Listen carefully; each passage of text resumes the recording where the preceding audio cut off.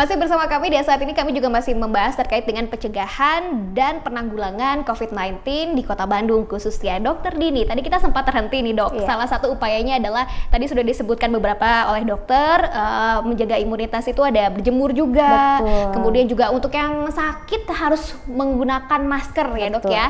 Nah tadi juga sudah disebutkan oleh Dokter Dini waktu yang ideal untuk berjemur itu sekitar pukul 10, nggak usah lama-lama ya dok ya. Betul. 15 menit juga cukup, yang penting menghangatkan diri. Betul. Nah kalau yang sekarang dok, bagaimana untuk penggunaan suplemen atau vitamin? Seberapa penting dok di saat-saat seperti ini? Ya memang dengan adanya merebak kasus COVID-19 itu banyak masyarakat mencari suplemen, vitamin, jamu.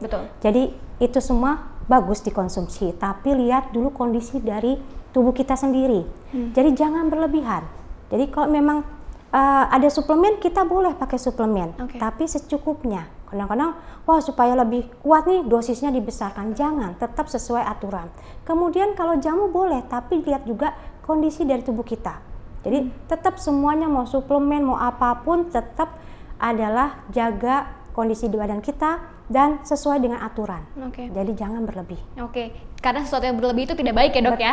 Kembali lagi kepada diri sendiri. Seberapa jauh sih kita mengenal soal diri kita sendiri, soal imunnya seperti apa, soal kekuatannya juga seperti apa. Tapi ngomong-ngomong soal suplemen dok, idealnya berapa sih untuk setiap orang itu mengkonsumsi vitamin? Misalnya ada mitos atau fakta sih sebenarnya 1000 mg per hari gitu ya. Gimana sih dok? Oh iya, itu kembali lagi kalau suplemen itu ada aturannya. Dia tergantung dengan berat badan tubuh orang tersebut.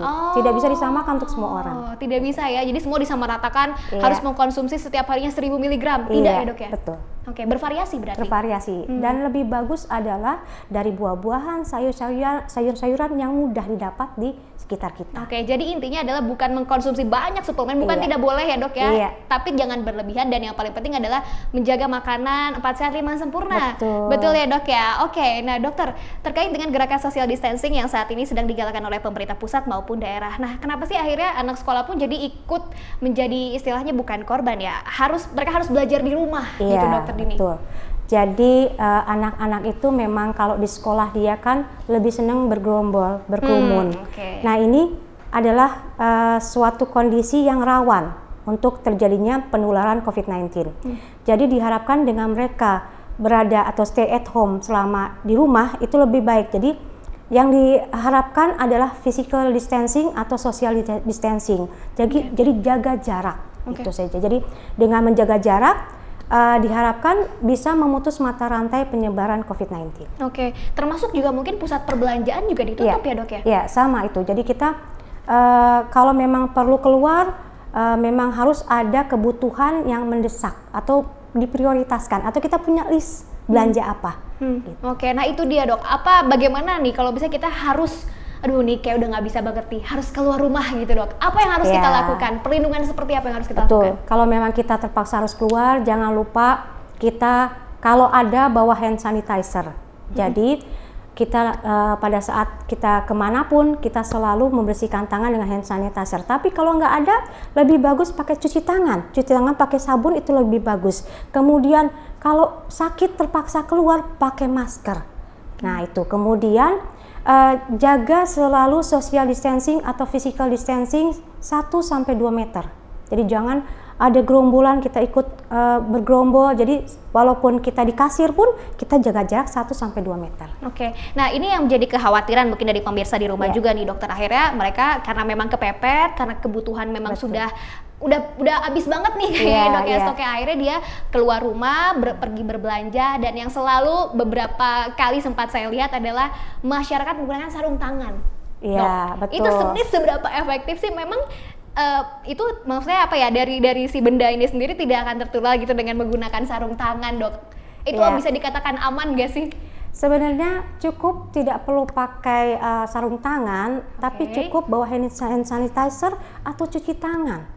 Itu saja. Kemudian pada saat kita belum mencuci tangan, belum pakai hand sanitizer, jangan menyentuh wajah. Jadi mulut, hidung, mata jangan disentuh ya, karena itu beresiko. Dan seberapa efektif juga dok cairan disinfektan? Sebenarnya karena dia ada kandungan alkohol, dia ada antiseptik dan disinfektan, itu efektif. Tapi kalau nggak ada, jangan langsung panik, tapi cari air mengalir.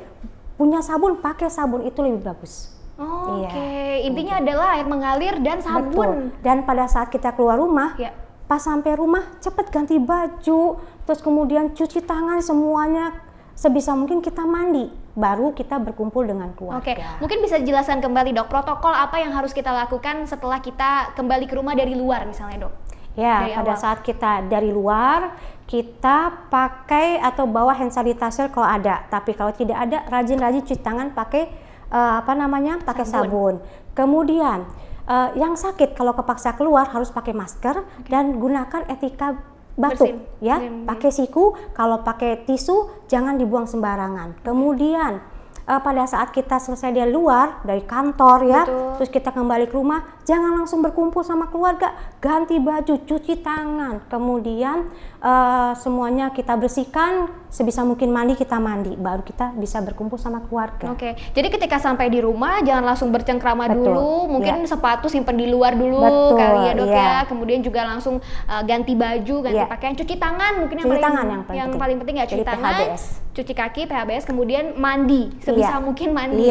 Oke, baju yang sudah digunakan tidak boleh digantung mungkin ya dok ya, untuk meminimalisir. Dicuci langsung dicuci. Oke, ini penting sekali nih untuk Anda, terutama untuk Anda yang memang belum menerapkan work from home yang masih beraktivitas di luar. Jadi yang tadi sudah dijelaskan oleh dokter Dini mungkin bisa dipraktekkan ya dok ya, seperti apa protokol-protokol dari luar, seperti misalnya buka sepatu dari luar, kemudian juga begitu sesampainya di rumah langsung cuci tangan, langsung cuci kaki, langsung mandi, dan baju yang sudah digunakan tidak boleh digantung tapi harus langsung dicuci kembali. Oke dokter, kita masih ngobrol-ngobrol ya dok ya soal pencegahan dari COVID-19 ini di Kota Bandung. Jangan kemana-mana, tetap bersama kami.